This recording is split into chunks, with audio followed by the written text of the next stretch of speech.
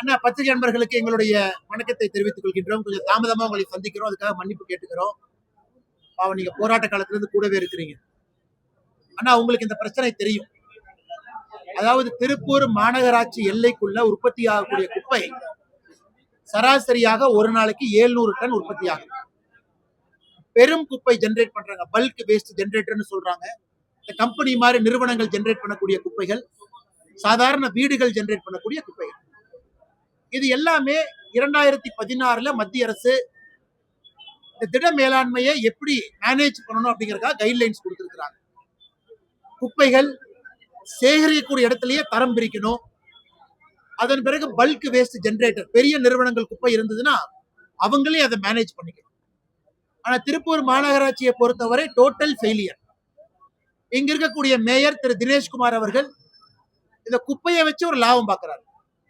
இந்த குப்பையை வச்சு மேனேஜ் பண்ணக்கூடிய நிறுவனங்க, இவங்க நிறைய குப்பையை நிறுவனத்துக்கு கொடுத்தா மட்டும்தான் இவங்களுக்கு கமிஷன் வரும் என்கின்ற ஒரே காரணத்தினால அதை முதலிவாளையம் போன்ற பகுதியில 2021 வரை கொட்டிக்கிட்டு இருந்தாங்க. அப்படியே குப்பையை கொண்டு போய் தரம் பிரிக்காம அப்படியே கொட்டுறது.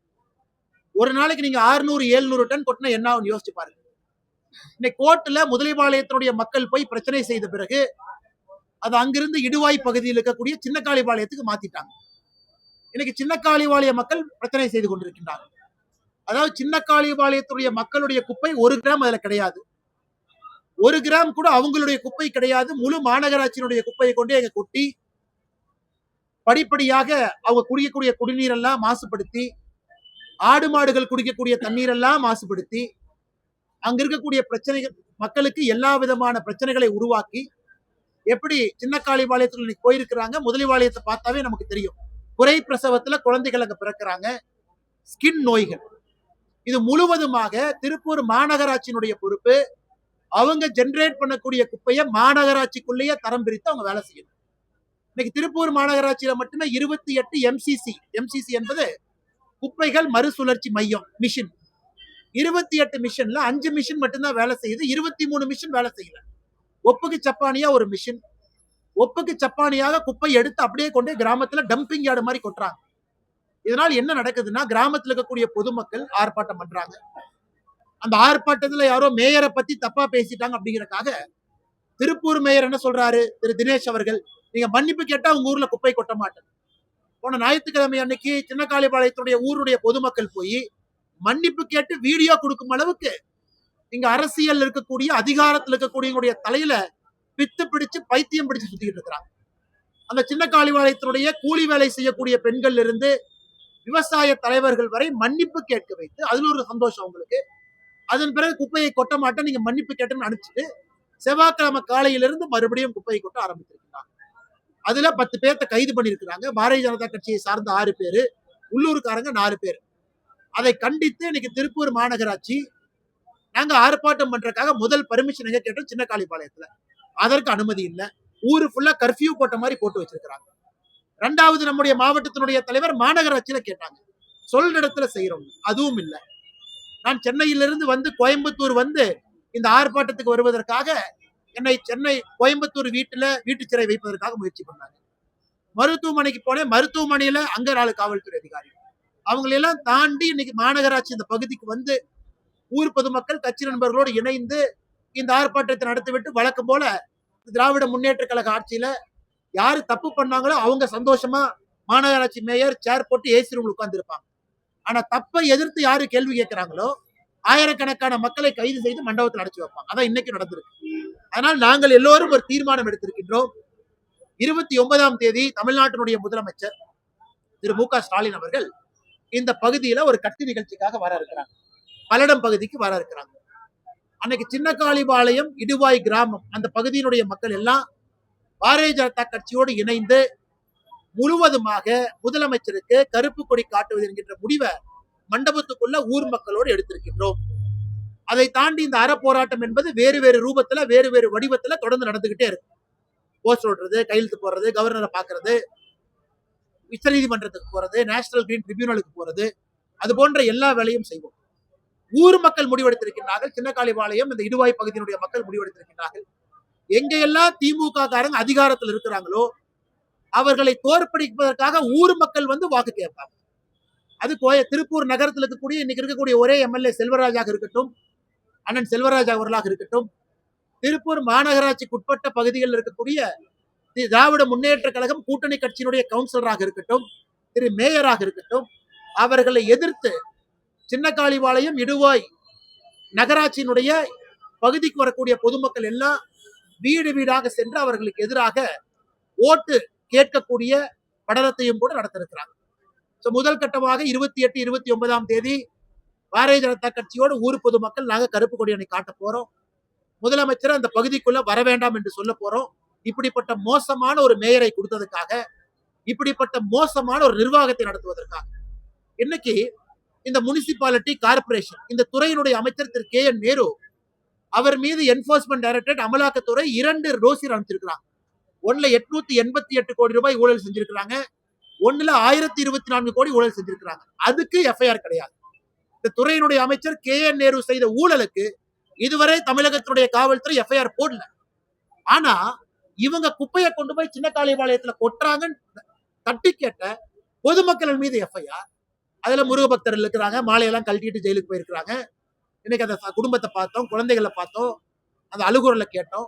தப்பே செய்யாத ஊர் மக்களை பிடிச்சு 12 செக்ஷன்ல வழக்கு, 12 செக்ஷன்ல. அதாவது காவல்துறை பணிக்கு வந்த பெண் காவல்துறை சிப்பந்திகள் மீது தவறாக நடந்தாங்க. இந்த அநியாயத்தெல்லாம் பார்த்திருக்கீங்களா? ஹராஸ்மெண்ட் ஆஃப் உமன் கம்ப்ளைனன்ட் யாரு? Police constable. காவல்துறை டியூட்டியில இருந்த போலீஸ் கான்ஸ்டபிள்கிட்ட தவறாக நடந்தாங்க அப்படியெல்லாம் எஃப்ஐஆர் போட்டு 12 செக்ஷன் போட்டு உள்ள வச்சிருக்காங்க. என்ன மக்கள் செய்த போராட்டம் தவறே கிடையாது. நாங்கள் அதே தான் செய்ய போறோம். அதனால் நிச்சயமாக இதை நாங்கள் விடப்போவது கிடையாது. இதை ஒரு தீர்வுக்கு கொண்டு செல்லும் வரை நாங்கள் விடப்போவது கிடையாது. எங்க இருக்கக்கூடிய மேயரோ, மக்களுடைய அதிகாரம் பெற்றிருக்கக்கூடிய கவுன்சிலரோ அடிப்படை வேலையை செய்யாம, குப்பையை பிரிக்காம, குப்பையை திருப்பூர் மாநகராட்சிக்குள்ளேயே சுத்திகரிப்பு செய்யாம அதை கொண்டு போய் பக்கத்து கிராமத்துல போட்டு அந்த கிராம மக்களுக்கு பெரும் பிரச்சனை ஏற்படுத்தி கொண்டிருக்கின்றார்கள். இது முதல் பகுதிகள். இன்னைக்கு ஆர்ப்பாட்டம் நடந்தது, காவல்துறை தடுத்தும் கூட ஆர்ப்பாட்டத்தை நடத்தினோம். காவல்துறை கைதுக்கு கூட அஞ்சாமல் ஆயிரம் பொதுமக்கள், பாரதிய ஜனதா கட்சியுடைய தலைவர்கள், தொண்டர்கள் வந்திருக்கிறார்கள். எல்லோருக்கும் இந்த நேரத்துல எங்களுடைய மனப்பூர்வமான நன்றிகளை தெரிவித்துக் கொள்கின்றோம். மக்களோடு தொடர்ந்து இருப்போம் என்கின்ற உறுதிமொழியும் கூட இந்த நேரத்துல உங்களுக்கு நான் கொடுக்கிறோம். திருப்பரங்குன்றம் நமக்கு தெரியும் எவ்வளவு பெரிய செய்தியாக இது மாறி இருக்கிறது. இன்னைக்கு ரொம்ப துரதிருஷ்டவசமாக மதுரை மாநகர் நரிமேடு பகுதியில் இருக்கக்கூடிய தீவிர முருக பக்தராக இருக்கக்கூடிய திரு பூர்ணச்சந்திரன் அவர்கள் இன்னைக்கு ஒரு குடும்பத்தோடு 2 குழந்தைகளோடு சந்தோஷமாக ஒரு நடுத்தரமான வாழ்க்கையை வாழக்கூடிய பூர்ணச்சந்திரன் இன்னைக்கு இந்த சாயந்தரம் அவரே தீ வச்சு கொளுத்தி இறந்து போயிட்டார். இறந்து போறதுக்கு முன்னாடி 3 ஆடியோ மெசேஜ் தன்னுடைய சூசைட் நோட்டா பதிவு செஞ்சிருக்கிறாங்க. திருப்பரங்குன்றம் மலை நீதியரசர் அவர்கள் நீதிமன்றம் தீர்ப்பு கொடுத்தும் கூட அங்க தீபத்தூணுல தீபத்தை ஏற்ற முடியாது என்று சொன்ன திராவிட முன்னேற்ற கழகத்தினுடைய அரசை கண்டிச்சு, இதனால தான் ஒரு பெரிய மன உளைச்சலுக்கு ஆளாகி தன்னுடைய உயிரை மாய்த்து கொண்டு இன்னைக்கு அவர் இறந்து போயிருக்கிறாங்க. அந்த கோரமான காட்சியை நம்ம பார்க்கிறோம். எங்களுடைய அன்பான வேண்டுகோள், எந்த ஒரு முருக பக்தரும் கூட இது போன்ற விபரீதமான முடிவை எடுக்காதீங்க அப்படிங்கிறது அன்பான வேண்டுகோள். நீதிமன்றம் இருக்கு, நீதியரசர்கள் இருக்கின்றார்கள். எத்தனை காலத்துக்கு அவங்க ஆட்டம் போடுவாங்க? நம்ம தீர்ப்பு வாங்கி தீபத்தூர்ல தீபம் ஏத்துறோம். முருகபெருமானுடைய பெருமைக்கு எந்த விதமான ஒரு களங்கமும் ஏற்படாத வகையில நாம் சண்டை போடுவோம். அதனால தயவு செய்து இதை பார்த்து காப்பி கேட் சூசைட் சொல்லுவாங்க சைக்காலஜிக்கலி. ஒருவர் இதை பார்த்த உடனே அவங்களுக்கும் அது மனக்குமுறல் வரும். அந்த எட்ஜில் இருக்கிறவங்க அவங்களும் இந்த மாதிரி அட்டம் பண்ணுவாங்க. அதனால தயவு செய்து முருக பக்தர்கள் யாரும் இது போன்ற ஒரு விபரீதமான முடிவு எடுக்காதீங்க. நாம் அரசை தண்டனை நாம கொடுப்போம் ஜனநாயக முறையில. நிச்சயமாக இங்க தீபத்தூர்ல நம்ம தீபம் ஏத்தத்தான் போறோம், அதுவும் ஜனநாயக முறையில. அதையும் கூட இந்த பத்திரிகையாளர் சந்திப்பு மூலமாக தாழ்மையான வேண்டுகோளாக வைக்கின்றோம். பூர்ணச்சந்திர அவருடைய குடும்பத்திற்கு 2 குழந்தைகளுக்கு எங்களுடைய மனப்பூர்வமான அஞ்சலியை இந்த நேரத்தில் தெரிவித்துக் கொள்கின்றோம். நிச்சயமாக அவருடைய ஆன்மா சாந்தி அடையும். எப்பனா தீபத்தூர்ல தீபத்தை ஏற்றும் பொழுது அதற்கு நாங்கள் எல்லோரும் தொடர்ந்து உழைப்போம் என்கின்ற உறுதிமொழியும் கொடுக்கிறோம். இதை தாண்டி உங்களுக்கு கேள்வி இருக்கும், கேள்வி இருக்குன்னா மெசேஜ் போட்டிருக்காருங்கன்னா அந்த வாய்ஸ் மெசேஜ் நான் கேட்டேன், நானும் ட்வீட் போட்டிருக்கேன். இது நான் சொல்றது கூட நன்றாக புரிந்து கொள்ள வேண்டும். மொழி போர்ல 17 பேர் இறந்தாங்க, இன்னும் ஓட்டு பிச்சை எடுத்துட்டு இருக்காங்க திமுக. ஆனா திமுக குடும்பத்துல யாருமே மொழி போர்ல இறக்கல. திமுகவுடைய குடும்பத்துல அவங்க எக்ஸ்டெண்டட் குடும்பம் கூட ஒருத்தர் இறக்கல. ஆனா இன்னுமே ஸ்டேஜ்ல பேசும்போது அடுத்து உயிர் வரும் அப்படின்னு பயமுறுத்திட்டு இருக்காங்க. நான் அதை சொல்லல. நான் சொல்வது வேறு யாரும் இது போற பாதை எடுத்து விடாதீர்கள் என்று சொல்லிக் கொண்டிருக்கிறேன். அதே நேரத்துல இறந்து போறவருடைய உயிருக்கு நான் மரியாதை கொடுக்கணும். சும்மா கடந்து போக கூடாது. சும்மா பூர்ணச்சந்தர் இறந்துட்டாரே கடந்து போலாம். அவருடைய ஆன்மாவும் சாந்தி அடையணும். அவர் எதுக்காக இறந்தாரோ அதையும் பூர்த்தி பண்ணும். ஆனா இதுக்காக இன்னொரு இறப்பு நாங்கள் பூர்த்தி செய்யக்கூடாது என்பதையும் தொடர்ந்து சொல்லிக் கொண்டிருக்கின்றேன். அதனால் எங்களை பொறுத்தவரை எங்களுடைய தார்மீக கடமை மக்கள்கிட்ட இந்த விஷயத்தை கொண்டு போறது. அதே நேரத்துல இன்னொருத்தரும் செய்யாதீங்கன்னு சொல்றது எங்களுடைய கடமை. ஆனா இவங்க எலெக்ஷன் பக்கத்துல வந்துருச்சு. அதனால எனக்கு தெரிஞ்ச ஐயா மு.க. ஸ்டாலின் அவர்கள் பிப்ரவரி மாசத்துல முருகர் வேஷம் போட போறாரு. ஒரு கையில வேலும் நெத்தியில பட்டை எடுத்துக்கிட்டு வெற்றிவேல் முருகனுக்கு அரோகரான் திமுக காரங்க சொல்றாங்களா இல்லையான்னு பாருங்க. இன்னைக்கு திருப்பரங்குன்றத்தை பொறுத்தவரை ஒரு உயிர் போயிருக்க கூடாது. துரதிருஷ்டவசமாக ஒரு உயிர் போயிருக்கு. ஏன்னா இது மக்களுடைய எண்ண குமரல். மக்கள் எல்லோரும் இதுல பாதிக்கப்பட்டிருக்கிறாங்க. திராவிட முன்னேற்ற கழகத்துக்கும் தெரியும். 2021 இதே மாதிரி நடந்துச்சு. நல்லா யோசிச்சு பாருங்க. அண்ணன் மூத்த பத்திரிகையாளர், அண்ணனுக்கு தெரியாது இல்ல. 2021 கருப்பர் கூட்டம் வந்த உடனே தேர்தலுக்கு 3 மாசம் முன்னாடி எல்லாருமே வேல் பிடிச்சாங்க. திமுக நிகழ்ச்சினாவே வேல் தான் அன்பளிப்பு. இவங்களே சொல்லிடுவாங்க அறிவாலயத்துல இருந்து. யாராவது தலைவரை பார்க்க வந்தா நல்ல வேலா, வெள்ளி வேலா பார்த்து வாங்கிட்டு வாங்கப்பா, சாதாரண வேலா வாங்கிட்டு வந்துடாதீங்க, வேலா கொடுங்க. எல்லாருமே அறிவாலயத்துல 2021 தேர்தலுக்கு முன்னாடி 3 மாசம் வேலா மட்டும் கொடுத்தாங்க. அந்த வேலை இவங்களுக்கு பிடிச்ச புகைப்படம் இருக்கு. அதனால தமிழச்சி தங்கப்பாண்டியன் அவர்கள் மக்களுடைய மூட புரிஞ்சுக்கிட்டாங்க. ஓகே, நாம தென் சென்னையில எம்பி ஆகணும், நம்ம தென் சென்னையில யாராச்சும் 2-3 எம்பி வரணும்னா நமக்கும் கடவுள் பக்தி இருக்குன்னு காட்ட வேண்டும் என்பதற்காக பண்ணியிருப்பதாக நான் பார்க்கின்றேன். வருகின்ற காலத்துல திராவிட முன்னேற்ற கழகம் இந்த கபட வேடம் போடத்தான் போறாங்க. ஆனா மக்கள் இதை புரிஞ்சுக்கிட்டாங்க. என்ன வேடம் போட்டாலும் கூட மக்கள் தெளிவாக இருக்கின்றார்கள். ஆன்மீகத்திற்கே எதிரான ஒரு கட்சி திராவிட முன்னேற்ற கழகம். நான் இந்துக்களுக்கு எதிரான கட்சி என்பதை தாண்டி அடுத்தபடி போறேன். ஆன்மீகத்துக்கு எதிரான கட்சி திராவிட முன்னேற்ற கழகம். மக்கள் வீட்டுக்கு அனுப்புவாங்க.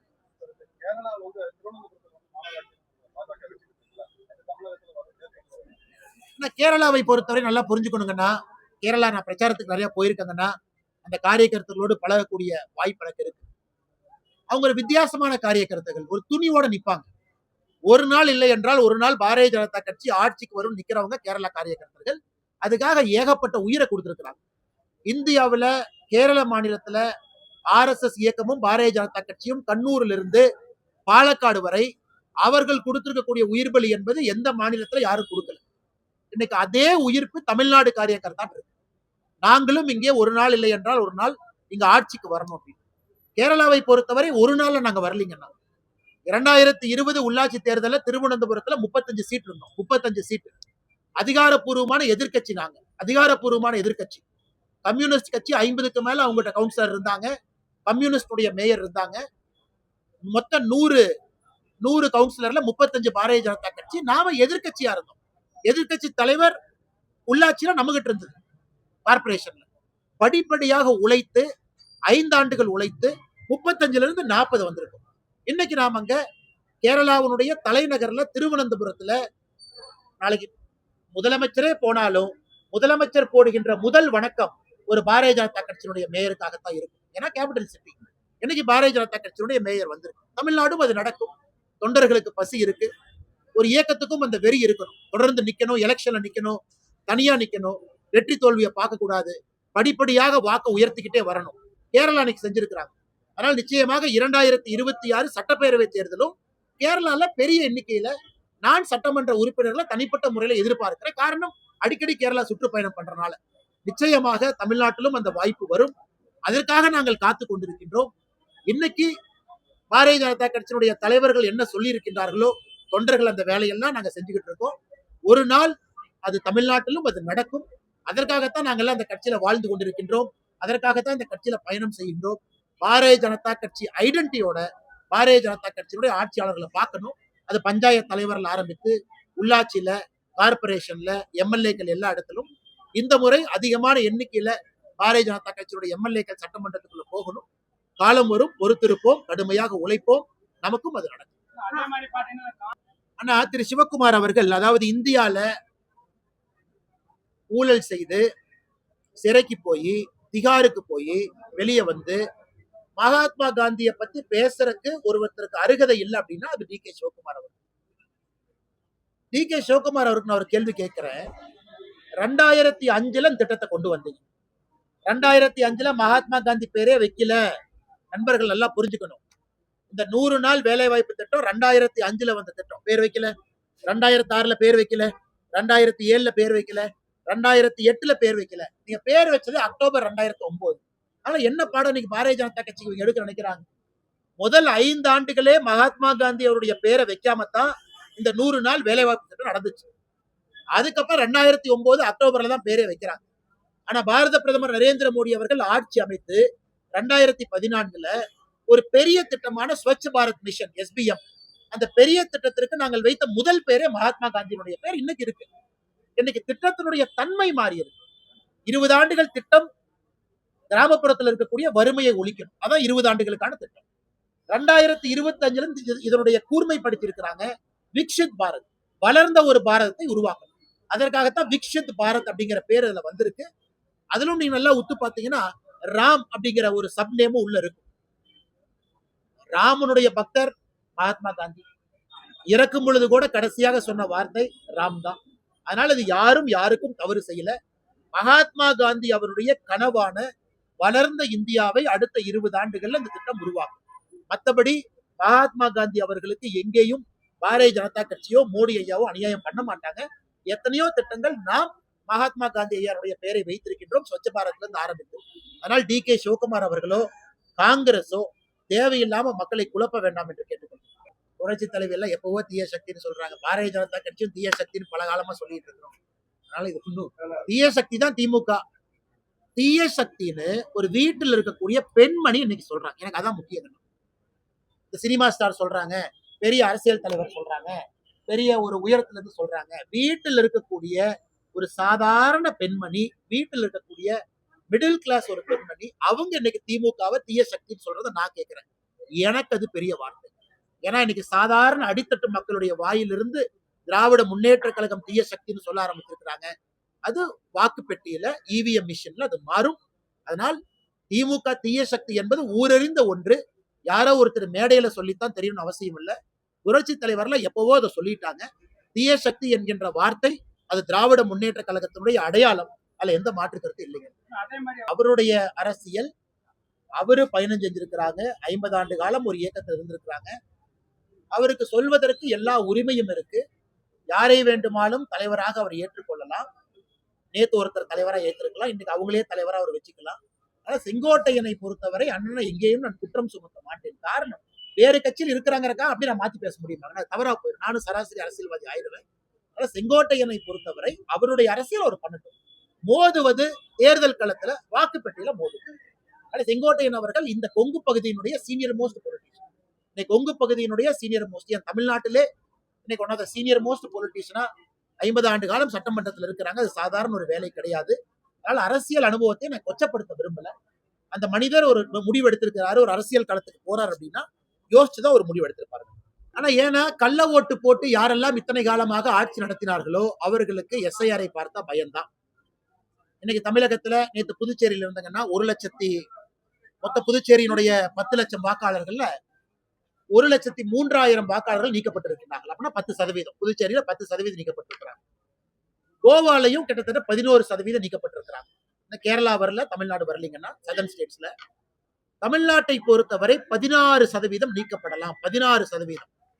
அப்ப நீங்க யோசிச்சு பாருங்க, பாண்டிச்சேரியில இல்லாத அளவுக்கு கள்ள ஓட்டு, ஃபேக் ஓட்டு, ஷிஃப்டட், டெலீட்டட், டெத் தமிழ்நாட்டில் இருக்கு. கோவா 11% தான், புதுச்சேரி 10%. அதனால இன்னைக்கு இத்தனை காலமாக ஆட்சி செய்த திராவிட முன்னேற்ற கழகம் புரிந்து கொள்ள வேண்டும். பாண்டிச்சேரியில காங்கிரஸ் கட்சிக்கு பிரச்சனை இல்லை. நேற்று நான் முழுவதும் பாண்டிச்சேரியில இருந்தேங்க. SIR வந்த பிறகு பாண்டிச்சேரியில வரைவு வாக்காளர் பட்டியல் 16ஆம் தேதி வெளியிட்டாங்க. காங்கிரஸுக்கு பிரச்சனை இல்லை. கோவால வரைவு வாக்காளர் பட்டியல் 16ஆம் தேதி வெளியிட்டாங்க. காங்கிரஸுக்கு, ஆம் ஆத்மி கட்சிக்கு பிரச்சனை இல்லை. தமிழ்நாட்டுல மட்டும் திராவிட முன்னேற்ற கழகத்துக்கு என்னென்ன பிரச்சனை? நேர்மையாக திராவிட முன்னேற்ற கழகத்தினுடைய BLA2 உட்கார்றாங்க. பாரதிய ஜனதா கட்சியினுடைய BLA2 இருக்கிறாங்க. ADMK BLA2 இருக்கிறாங்க. நாம் தமிழர் கட்சி BLA2 இருக்கிறாங்க. திரு விஜய் அவர்களுடைய BLA2 இருக்கிறாங்க. காங்கிரஸ் கட்சியினுடைய BLA2 இருக்கிறாங்க. அவங்க முன்புதான் BLO இந்த வேலையை செய்யறாங்க. எப்படி ஃப்ராடு பண்ண முடியும்? இந்த வரைவு வாக்காளர் பட்டியல் என்பது ஒரு BLO 68,000 BLO கொடுத்ததை சேர்த்து அவங்க வெளியிடுறாங்க. ஒரு BLOவும் எல்லா அரசியல் கட்சிகளையும் உட்கார வச்சு செய்யும் பொழுது எப்படி அது ஃப்ராடு நடக்குங்கன்னா? அதனால திராவிட முன்னேற்ற கழகத்தை பொறுத்தவரை போகாத ஊருக்கு வழி சொல்லிக் கொண்டிருக்கிறார்கள். நிச்சயமாக அவர்களுக்கு தெரியும் கள்ள ஓட்டு போட்டு ஜெயிக்க முடியாது எஸ்ஐஆர் வந்த பிறகு. அதனால புலம்பிக் கொண்டிருக்கிறார். திருப்பூர் எக்ஸ்போர்ட்டர்ஸ் திருப்பூருக்குள்ள வந்தா இந்த காத்தை சுவாசிக்கணும்.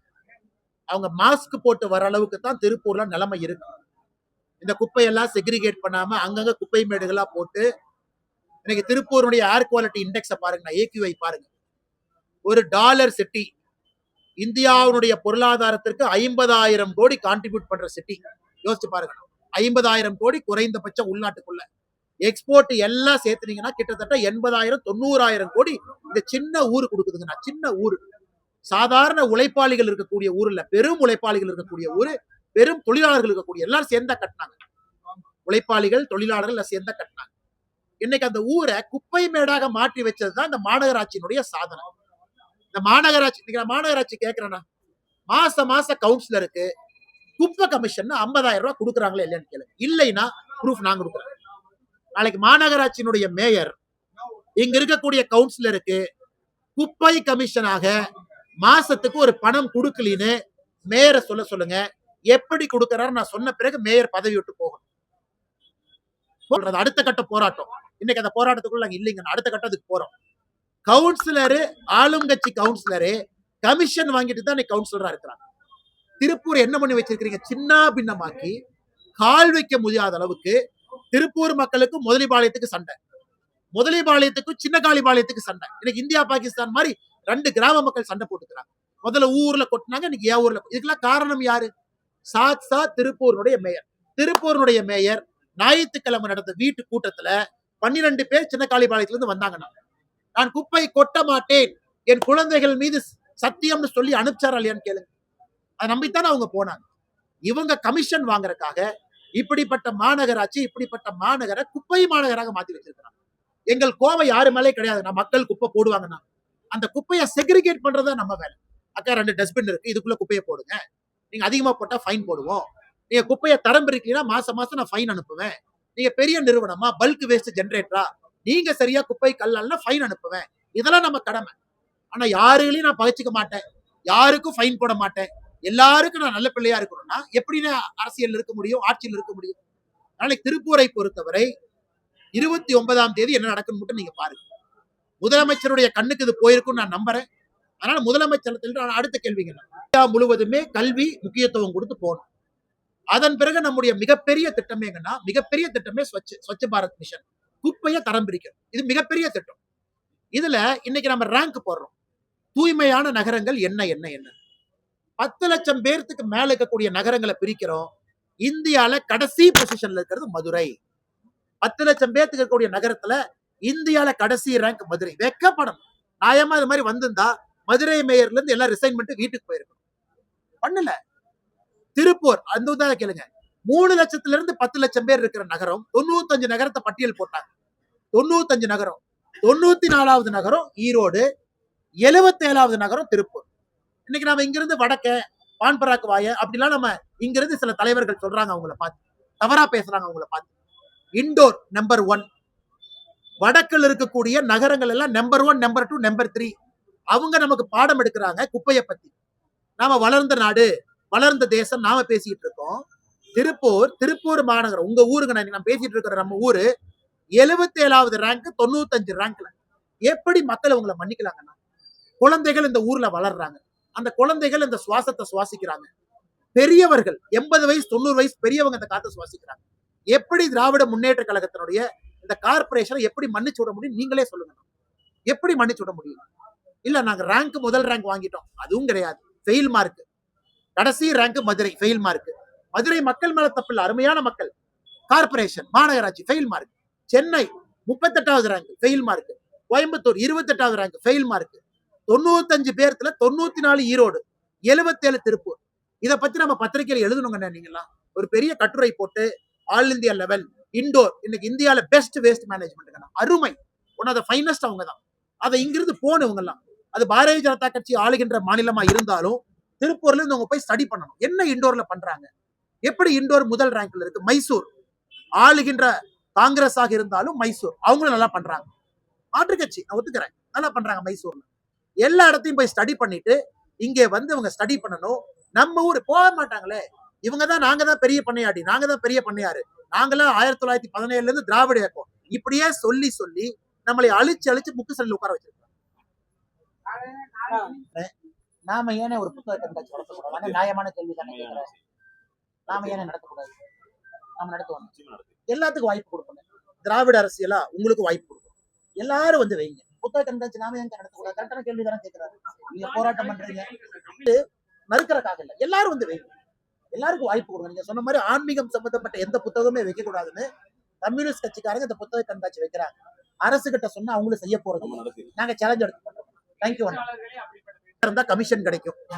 குப்பை நிறைய லாரி நிறைய இருந்தா தான் லாரி நிறைய வரும், அப்பதான் லாரி கமிஷன் கொடுப்பான். குப்பை நிறைய ஏத்தினா தான் லாரி ரொம்ப தூரம் போகும், கமிஷன் கொடுப்பான். கமிஷனுக்காகவே ஆட்சி நடத்துறாங்க. இல்லாட்டி ஒரு நிமிஷம் வேலை எப்படிங்கன்னா 28 MCCல எப்படின்னா 23 MCC வேலை செய்யாம இருக்கும்? நீங்களே சொல்லுங்கண்ணா. நாளை காலையில பத்திரிகை நண்பர்கள் எங்க வேணாலும் போறவங்களுக்கு உரிமை இருக்குண்ணா, எங்க வேணாலும் போலாம், நீங்களாம் முக்கியமானவங்க. நீங்க போய் நான் சொல்றது பொய்யா இருந்தா நீங்க போய் காலைல செக் பண்ணுங்கண்ணா. 5 MCC மட்டும் ஓட்டுறாங்க. குப்பை மறுசுழற்சி மையம். ஏன் மறுசுழற்சி பண்ணாம இருந்தா தான் அந்த குப்பையை மொத்தமா ஏத்த முடியும். வேஸ்ட்லயே செக்ரிகேட் பண்ணிட்டீங்கன்னா குப்பை டன்னேஜ் குறைஞ்சிரும். 600 டன் வர இடத்துல 100 டன் 200 டன் வரும். எப்படி கமிஷன் கிடைக்கும்? எப்படி 700 கோடி ரூபாய் அவங்க செலவு பண்ண முடியும்? அதனால என்னை பொறுத்தவரை வேண்டும் என்றே இதை செய்கின்றார். ஏன் நம்மகிட்ட IAS அதிகாரி இல்லையானா? நம்மகிட்ட எக்ஸ்பர்ட் இல்லையா? நம்மகிட்ட எட்டையோ சுற்றுச்சூழல் விஞ்ஞானிகள் இல்லையா? என் பத்திரிகை நண்பர்கள் நீங்க இருக்கிறீங்க, உங்களை கூப்பிட்டு கேட்கலாமே. நீங்க பல ஊருக்கு போறீங்க, பல குப்பை மேடை பாக்குறீங்க, பல இடத்துல நீங்க எழுதுறீங்க பேப்பர்ல. இவர்கள் கற்றுக்கொள்வதற்கு தயாராக இல்லை. ஒரு இடத்துல பணம் வரும் பொழுது எதற்கு தேவையில்லாத வேலையை செஞ்சு கெட்ட பேர் வாங்கணும் அப்படின்னு சுத்திட்டு இருக்காங்க. எத்தனை பேருக்கு ஃபைன் போட்டுருக்காங்க? நீ ஆர்டிஐ கேளுங்கண்ணா. பல்க் வேஸ்ட் ஜெனரேட்டர் ஒரு நிறுவனம் நிறைய குப்பையை பண்ணி செக்ரிகேட் பண்ணாம அப்படியே போறோம். ஃபைன் 1 ரூபா போட்டிருக்காங்களா? கிடையாது. எத்தனை வீட்டுல சோர்ஸ்ல குப்பையை தரம் பிரிக்கிறாங்க? அரசு பணம் கொடுக்குது. உங்களுக்கு டஸ்ட்பின் இலவசமா கொடுக்கணும்னு அரசு சொல்லுது 2016 சட்டத்துல. அல்லது நாமினல் காஸ்ட்ங்கிற வார்த்தையை பயன்படுத்துறாங்க. எத்தனை இடத்துல டஸ்ட்பின் இருக்குங்கன்னா? இன்னைக்கு அக்காவுடைய வார்டுல, அக்கா எந்த வார்டு? ராயபுரம் மண்டல் 37ல அவங்க எல்லாம் சேர்ந்து ஒரு முயற்சியில குப்பையை பிரிச்சு அதுல இருந்து உரம் எடுத்து அதை விவசாய பெருமக்களுக்கு கொடுத்து இந்த மாதிரி மக்களா சேர்ந்து அவங்க பண்ணலாம். மாநகராட்சி பண்றதுக்கு என்னங்க பிரச்சனை? ஆனா நான் சத்தியமா என்ன சொல்றேன்னாங்கன்னா, பெருந்துறை நான் பார்த்துட்டேன். பெருந்துறையினுடைய வாட்டர் கண்டென்ட்டை பார்த்துட்டேன். நானே தேர்தல் வாக்குறுதியில நம்முடைய மன்சுக் மாண்டவியா ஐயா இதுக்கு முன்னாடி ஹெல்த் மினிஸ்டர் இருந்தபோது சொன்னோம், எங்களுக்கு ஒரு கேன்சர் மருத்துவமனை தயவு செஞ்சு ஈரோட்டு கொடுங்க. நானே பரிதாபமா கேட்டேங்க. எனக்கு அந்த கேன்சர் மருத்துவமனையை திருப்பூர் கொண்டு வரணுமா? எல்லாம் வளர்ந்துருவோனே, பணக்காரன் ஆயிருவோம். 20 வருஷம் கழிச்சு அந்த பணத்தை அனுபவிக்கிறதுக்கு ஆள் இருக்கணும்ல. இந்த மாதிரி குப்பையை போட்டுட்டு இந்த மாதிரி கொண்டே கொட்டி நிலத்தடி நீரை மாசுபடுத்தி சீப்பேஜ் வாட்டர் கொண்டு போய் இந்த சின்னக்காளிபாளையத்திலிருந்து PAP கனால் எவ்வளவு தூரம்? 1 கிலோமீட்டர் கூட இல்லை. அந்த PAP கனாலுக்குள்ள ஸ்வீப் ஆச்சுன்னா அந்த தண்ணி எங்கனே போகும்? அதனால இது நாங்க வந்து அரசியல் கட்சி என்பது ஒரு அடையாளங்கண்ணா. உணர்ச்சி பூர்வமாக இதை செய்து கொண்டிருக்கின்றோம். காரணம், மக்கள் இங்க வாழ முடியாது, விவசாயம் பண்ண முடியாதுங்கண்ணா. அதனால இப்பவாவது திருப்பூர் மாநகராட்சி விழிச்சுக்கிட்டு 1 மாசத்துக்குள்ள நாங்க குப்பையை வெளியே கொடுக்க மாட்டோம், திருப்பூர் மாநகராட்சியினுடைய குப்பையை திருப்பூர் மாநகராட்சிக்குள்ளேயே நாங்க சுத்தம் பண்ணி அதை உரமா மாத்தி அந்த உரத்தை ஒரு காசுக்கு வித்து அந்த காசை மாநகராட்சிக்கு வருவாயா எடுக்கணும். அது அறிவாளித்தனம். குப்பைக்கு கை காசு கொடுத்து குப்பை அல சொன்னா அறிவாளித்தனமாகனா? எத்தனையோ மாநகராட்சி குப்பை மூலமா பணம் சம்பாதிக்கிறாங்க. குப்பையை வித்து உரம் பண்ணி பணம் சம்பாதிக்கிறாங்க. நம்ம மாநகராட்சி குப்பை எடுத்துட்டு போற காசு செலவு பண்ணா அது அறிவு இருக்கிறவங்க செய்யற வேலையா அறிவில்லாத செய்யற வேலையா? நீங்க சொல்லுங்கண்ணா. கொடுத்துருக்காங்க, போட்டோ கொடுத்தாங்க. அண்ணே கல்குவாரிக்குள்ள கொட்டிட்டாங்க. நாங்க கோர்ட்டுக்கு போய் நிறுத்திட்டோம். கல்குவாரியை ஒட்டி 17 ஏக்கர் இருக்கு, சமமான பூமி. இன்னைக்கு சமமான பூமின்னு சொல்லி அதையும் வாங்க பாக்குறாங்க. வாங்கிட்டாங்கன்னா மறுபடியும் அதுக்குள்ள கொட்டணும். அவங்க கொண்டு வந்ததுல ஒருத்தர் யாரு பெட்டிஷன் கொடுக்க வந்தாரோ அவருக்கு 5-6 மாசத்துல குழந்தை பிறந்திருக்கு. அவருக்கு சொந்த பர்சன். ஏன்னா அங்கிருந்து ஒரு 400 மீட்டர்ல ஒரு வீடு. அவர் வீட்டு கிணத்து தண்ணி எல்லாம் காமிச்சார். பாத்தீங்கன்னா ரெட் கலர்ல இருக்கு. அவருக்கு அவருடைய மனைவிக்கு 6 மாசத்துல குறைப்பிரசவம். எப்படின்னா நாம ஏத்துக்க முடியும்? எப்படி ஏத்துக்க முடியுங்கன்னா மறுபடியும் அதே ஏரியால போவேன். 2016 சட்டம் போட்டோம், பணம் கொடுத்திருக்கோம், செய்யுங்கன்னு சொல்றோம்.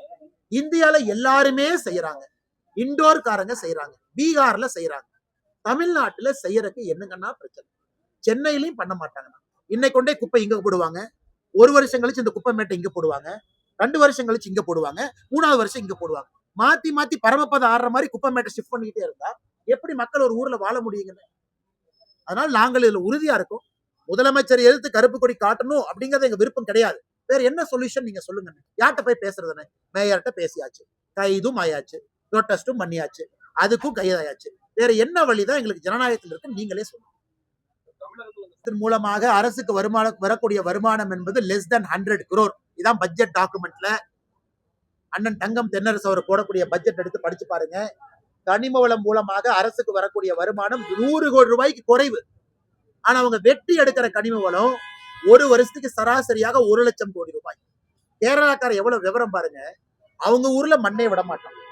இந்த இன்வெஸ்ட் தமிழ்நாட்டுல நம்ம டிஆர்பி ராஜா அண்ணன் பெருமையா சொல்றாரு, கேரளாக்காரங்க எங்க கிட்ட வந்து மண்ணு வாங்குறதுக்காக ஒப்பந்தம் போட்டிருக்காங்க அப்படின்னு சொல்லிட்டு அதை வெக்கமே இல்லாம ட்விட்டர்ல வேற போடுறாங்க. அவர் விவரமா இருக்கிறனால மண்ணை நம்ம கிட்ட வந்து வாங்குறாங்க. அவங்க ஊர் மண்ணை கொடுக்க கூடாது, ஏன்னா அவங்க சந்ததியருக்கு மண் இல்லாம எப்படி வாழுவாங்க. இன்னைக்கு நம்ம மண்ணையும் கொடுக்கிறோம், அதுக்கு ஒப்பந்தமும் போடுறோம், அந்த கேரளா கார்பரேஷனோட ஒப்பந்தம் போட்டு ட்விட்டர்லயும் போடுறோம். தெரியலீங்கன்னா அறிவு இருக்கிறவங்க செய்யற வேலையான்னு நீங்க பாருங்கன்னா. அதனால வெறும் 100 கோடி ரூபாய்க்கு கீழே தான் இவர்களுக்கு வருமானம் வருது. மக்கள் கேள்வி கேட்பாங்க. அதுவும் செய்யறோம்னா கட்சி சார்பா என்ன செய்யணுமோ சக்திக்கு உட்பட்ட அளவுக்கு அது செய்யணும்.